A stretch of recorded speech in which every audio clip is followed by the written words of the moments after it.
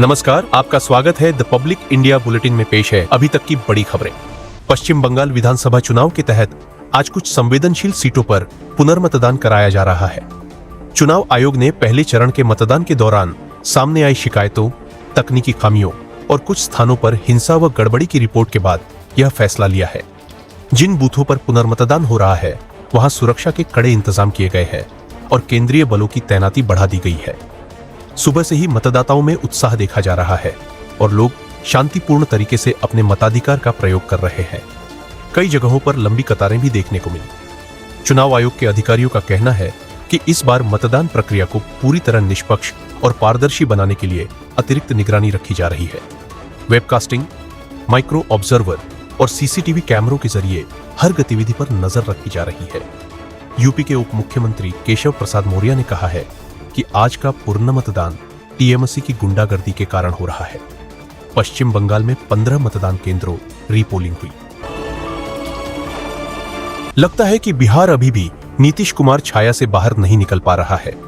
भले ही नीतीश को सीएम पद से इस्तीफा दिए समय हो गया हो, लेकिन बिहार के अगले मंत्रिमंडल विस्तार में उनसे बिना पूछ मंत्री पद नहीं बांटे जाएंगे।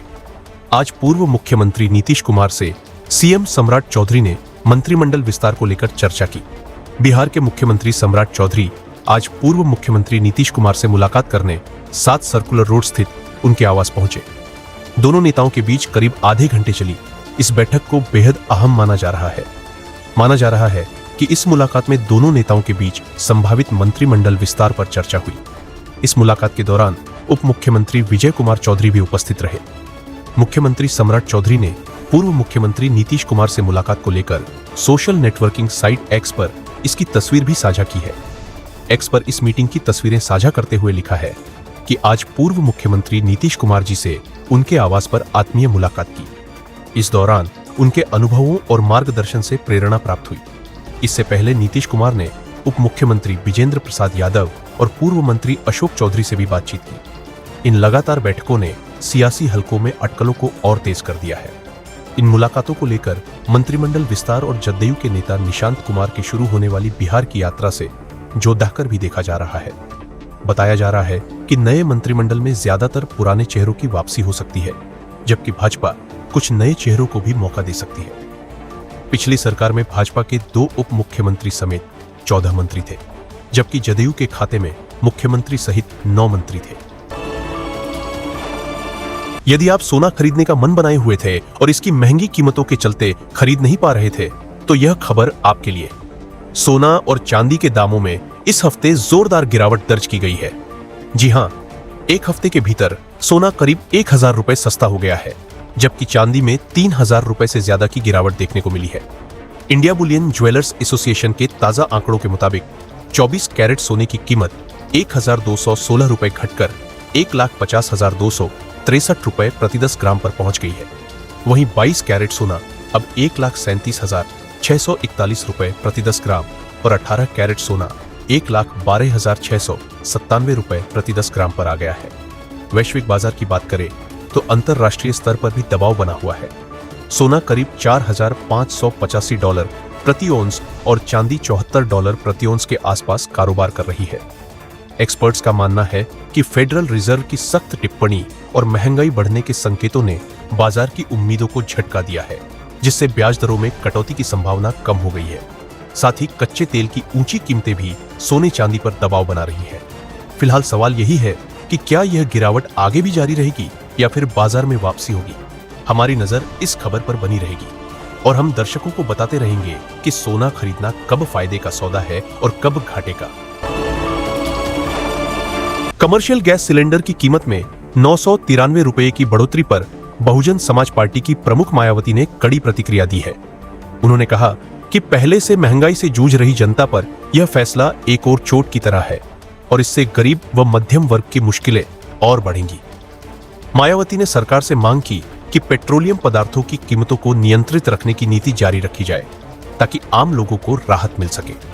उन्होंने सोशल मीडिया प्लेटफॉर्म एक्स पर कहा कि कमर्शियल सिलेंडर की कीमत में एकमुश्त बढ़ोतरी और उससे जुड़े असर की खबरें पूरे मीडिया में छाई हुई है, जिससे लोगों में आगे और महंगाई बढ़ने की आशंका के चलते बेचैनी है।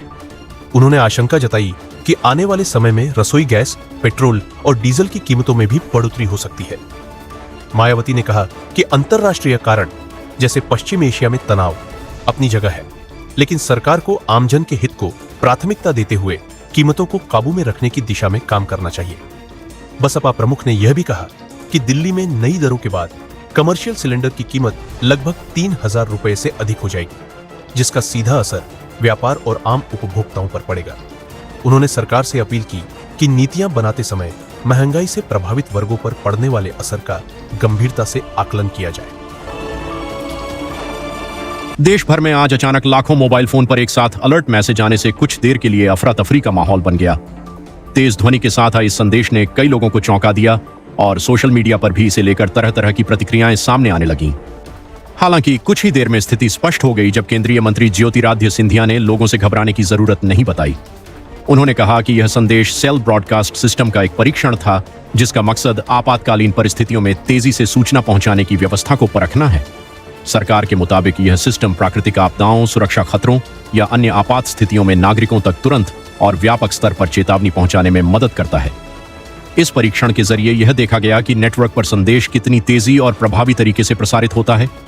अधिकारियों ने बताया कि इस तरह के परीक्षण समय समय पर किए जाते हैं ताकि किसी भी वास्तविक आपदा के समय संचार व्यवस्था में कोई कमी न रह जाए।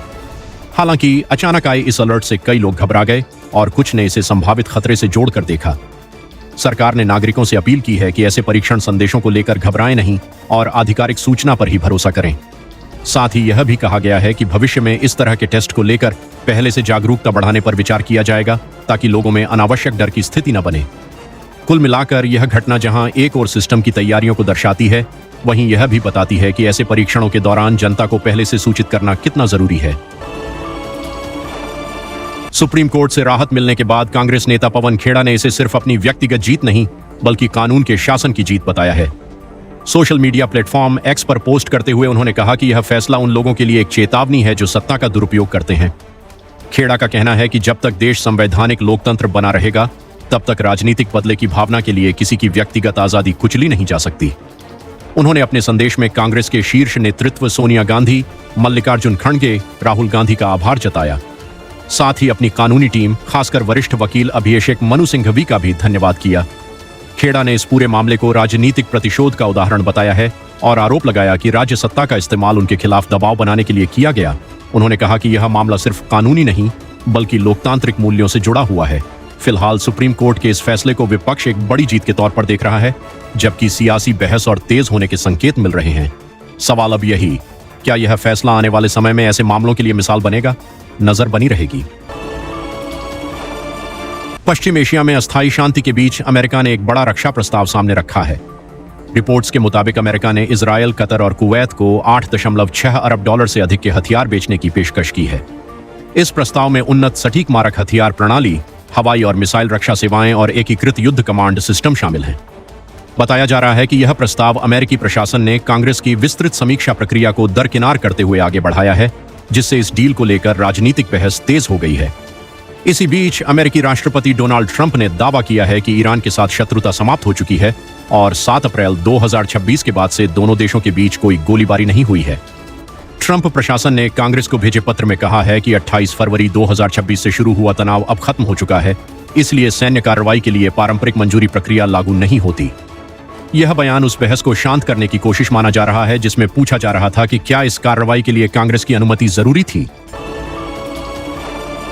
अमेरिका के राष्ट्रपति डोनाल्ड ट्रंप एक बार फिर अपने अलग अंदाज को लेकर सुर्खियों में हैं। उन्होंने सोशल मीडिया प्लेटफॉर्म एक्स पर ताश के पत्तों के साथ अपनी एक तस्वीर साझा की, जिसमें हर पत्ते पर वाइल्ड लिखा हुआ नजर आ रहा है। इस तस्वीर के साथ ट्रंप ने कैप्शन दिया है कि I have all the cards, यानी खेल उनके हाथ में है। ट्रंप ने इसी क्रम में कई और पोस्ट भी साझा किए, जिनमें अमेरिका के पहले और बाद की तस्वीरें दिखाकर अपने कार्यकाल को बेहतर बताने की कोशिश की गई। एक पोस्ट में लिंकॉन मेमोरियल के पूल की तस्वीर दिखाई गई, जिसमें पहले गंदगी और बाद में साफ सफाई का दावा किया गया। इसके अलावा उन्होंने माउंट रशमोर की तस्वीर भी साझा की, जिससे उनके इस ऐतिहासिक स्थल के प्रति लगाव की झलक मिलती है।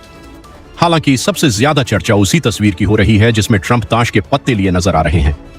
इसे उनके राजनीतिक और कूटनीतिक आत्मविश्वास के संकेत के रूप में देखा जा रहा है, खासकर ऐसे समय में जब ईरान को लेकर वैश्विक तनाव बना हुआ है। ट्रंप लगातार ये कहते रहे हैं कि वे शांति के पक्षधर हैं, लेकिन जरूरत पड़ने पर सैन्य विकल्प भी खुला है। वहीं उन्होंने नाटो सहयोगियों पर पर्याप्त समर्थन न देने का आरोप भी लगाया है। इस बीच जर्मनी के साथ रिश्तों में तल्खी और अमेरिकी सैन्य तैनाती को लेकर अटकलों ने इस पूरे घटनाक्रम को और ज्यादा अहम बना दिया है। केएल राहुल का बल्ला आईपीएल में जमकर बोल रहा है और अब उन्होंने एक खास मुकाम भी हासिल कर लिया है। राहुल आईपीएल में बतौर ओपनर 200 छक्के लगाने वाले पहले भारतीय बल्लेबाज बन गए हैं, जो अपने आप में एक ऐतिहासिक उपलब्धि है। जयपुर में राजस्थान रॉयल्स के खिलाफ खेले गए मुकाबले में राहुल ने 40 गेंदों पर 75 रनों की शानदार पारी खेली, जिसमें 5 छक्के शामिल रहे। इसी दौरान उन्होंने यह रिकॉर्ड अपने नाम किया। राहुल के अब ओपनर के तौर पर 201 छक्के हो चुके हैं। इस मामले में उन्होंने विराट कोहली ने 192 छक्के और रोहित शर्मा ने 148 छक्के को पीछे छोड़ दिया है, जबकि शिखर धवन 143 छक्कों के साथ चौथे स्थान पर हैं। ओवरऑल सूची में राहुल तीसरे स्थान पर पहुंच गए हैं, जहां क्रिस गेल 326 छक्कों के साथ शीर्ष पर हैं और डेविड वार्नर 210 छक्कों के साथ दूसरे स्थान पर हैं। इस सीजन में राहुल का प्रदर्शन शानदार रहा है। 9 मैचों में 433 रन बनाते हुए उन्होंने 1 शतक और 3 अर्धशतक जड़े हैं। खास बात यह भी है कि इसी सीजन में उन्होंने पंजाब किंग के खिलाफ नाबाद 152 रन की पारी खेली, जो आईपीएल में किसी भी भारतीय बल्लेबाज का सर्वोच्च स्कोर है। कुल मिलाकर राहुल का यह दोहरा शतक सिर्फ आंकड़ा नहीं, बल्कि उनकी निरंतरता और विस्फोटक बल्लेबाजी का बड़ा सबूत बन गया है। बॉलीवुड की दिग्गज अदाकारा शबाना आजमी ने एक बार फिर सोशल मीडिया पर ऐसा पल शेयर किया है जिसने फैंस का दिल जीत लिया। लेकिन इस बार लाइमलाइट सिर्फ स्टार्स पर नहीं, बल्कि एक नन्हे मेहमान ने लूट ली दिया। मिर्जा बेटे अवियान ने इंस्टाग्राम पर शेयर की गई इस खास तस्वीर में एक ही फ्रेम में कई कहानियां चलती दिखती हैं। सामने दिया मिर्जा अपने बेटे अवियान के साथ ममता भरी बातचीत में डूबी हैं, तो पीछे शबाना आजमी मशहूर डिजाइनर अनिता डोगरे के साथ गहरी चर्चा में नजर आ रही हैं। एक तरफ माँ बेटे का प्यारा रिश्ता, तो दूसरी तरफ अनुभव और विचारों की गहराई। तस्वीर ने जैसे हर रंग समेट लिया हो। शबाना ने इस मुलाकात को बेहद खूबसूरत दोपहर बताया, जहां करीब 30 प्रभावशाली महिलाएं एक साथ जुटीं। स्वादिष्ट खाने, दिलचस्प बातचीत और पॉजिटिव एनर्जी से भरी इस मीटिंग को फैंस वीमेन पावर का शानदार उदाहरण बता रहे हैं। उत्तर प्रदेश के एटा जिले से एक बेहद सनसनीखेज मामला सामने आया है, जहां फाइनेंस कर्मियों पर ग्राहक को बंधक बनाकर मारपीट करने और इलाज के दौरान उसकी मौत होने का आरोप लगा है। घटना अमनापुर कोतवाली क्षेत्र के गांव नगला हाथी की बताई जा रही है। मृतक की पहचान अले हसन के रूप में हुई है, जिन्होंने बताया जा रहा है कि अन्नपूर्णा फाइनेंस से आइसक्रीम की गाड़ी फाइनेंस पर ली थी। परिजनों का आरोप है कि फाइनेंस कर्मियों ने कागजी कार्रवाई के बहाने अले हसन को घर से बुलाया और फिर उन्हें बंधक बना लिया। आरोप है कि 2 दिनों तक उनके साथ बेरहमी से मारपीट की गई। हालत बिगड़ने पर आरोपी उन्हें गांव के पास खेत में छोड़कर फरार हो गए। परिजनों का कहना है कि उन्होंने पहले ही पुलिस को तहरीर दी थी, लेकिन इसके बावजूद समय पर कार्रवाई नहीं हुई। गंभीर हालत में अले हसन को अस्पताल ले जाया जा रहा था, तभी रास्ते में उनकी मौत हो गई। इस घटना के बाद परिवार में कोहराम मचा हुआ है और गांव में भी भारी आक्रोश देखा जा रहा है। पुलिस का कहना है कि मामले की जांच शुरू कर दी गई है और आरोपियों की तलाश की जा रही है। अधिकारियों ने आश्वासन दिया है कि दोषियों के खिलाफ सख्त कार्रवाई की जाएगी। फिलहाल यह घटना कानून व्यवस्था और फाइनेंस कंपनियों की कार्यप्रणाली पर गंभीर सवाल खड़े कर रही है। बड़ी खबर उत्तर प्रदेश के औरैया से, जहां प्रधानमंत्री महिला रोजगार योजना के नाम पर महिलाओं को ठगने वाले एक शातिर गिरोह का पर्दाफाश हुआ है। साइबर क्राइम पुलिस की टीम ने कार्रवाई करते हुए 2 आरोपियों को गिरफ्तार किया है, जिन्होंने रोजगार और सिलाई सेंटर खोलने का झांसा देकर कई महिलाओं को अपने जाल में फंसाया। पुलिस के मुताबिक आरोपी पहले महिलाओं को नौकरी और स्वरोजगार का सपना दिखाते थे, फिर उनके नाम पर लोन पास करवा लेते थे। हैरानी की बात यह कि उस लोन से खरीदी गई ई-स्कूटी, इन्वर्टर और अन्य सामान खुद हड़प लेते थे, जबकि कर्ज का बोझ महिलाओं के सिर पर छोड़ देते थे। कार्रवाई के दौरान पुलिस ने आरोपियों के कब्जे से ई-स्कूटी, मोबाइल फोन, इन्वर्टर और 107 आधार कार्ड की कॉपियां बरामद की हैं। शुरुआती जांच में करीब 10 से 12 लाख रुपए की ठगी सामने आई है। हालांकि पुलिस को शक है कि यह आंकड़ा और बढ़ सकता है। इस पूरे मामले पर पुलिस ने बताया कि गिरोह काफी संगठित तरीके से काम कर रहा था और कई जिलों में इसका नेटवर्क फैलने की आशंका है। फिलहाल पुलिस गिरोह के अन्य सदस्यों की तलाश में जुटी है और पीड़ित महिलाओं की पहचान भी की जा रही है। सवाल बड़ा है, सरकारी योजनाओं के नाम पर हो रही ऐसी ठगी कब रुकेगी और क्या मासूम लोगों का भरोसा यूं ही तोड़ा जाता रहेगा? फिलहाल पुलिस की कार्रवाई जारी है और आगे बड़े खुलासों की उम्मीद है। जो अपराध करने का तरीका था वो ये था कि ये ग्राम सभा सखियों का मोबाइल नंबर प्राप्त करने के लिए जो अभियुक्त औरत और जो साथ में अभियुक्ता है उनकी मदद से उनके संपर्क में आते थे, उनको फोन करके झांसे देते थे कि उनको जो है जो ये सरकारी स्कीम है महिला रोजगार योजना के अंतर्गत उनको सिलाई मशीन सेंटर व अन्य रोजगार उपलब्ध कराएं। तत्पश्चात उनके आधार कार्ड व अन्य